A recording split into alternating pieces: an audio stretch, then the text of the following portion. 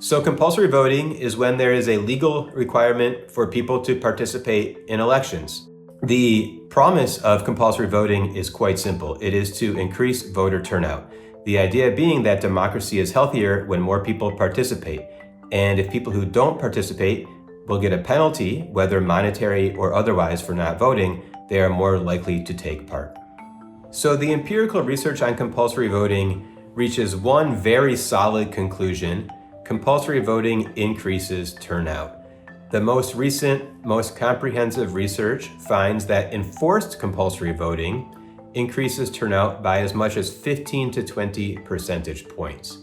At the same time, unenforced compulsory voting, that is where non-voters are unlikely to have some sort of penalty for not voting, increases turnout by as much as 10 percentage points.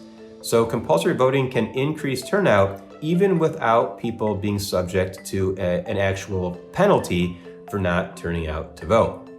We also see a lot of empirical evidence that compulsory voting can help equalize turnout rates among different societal groups.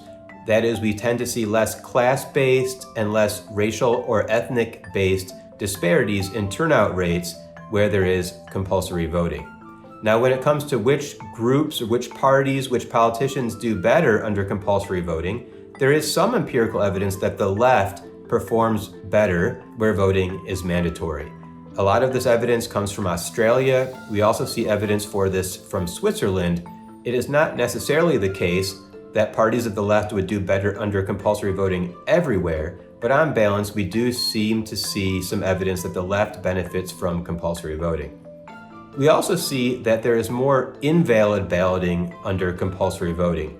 Voters are more likely to turn out and cast a blank or spoiled ballot where voting is mandatory than where it is voluntary, perhaps because certain voters turn out to vote simply to avoid a fine rather than cast a meaningful ballot where they are required to go to the polls.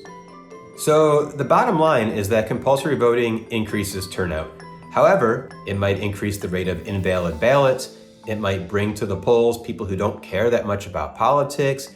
It might help certain political parties. So those who are interested in increasing turnout might instead consider reforms that do so with fewer potential downstream consequences.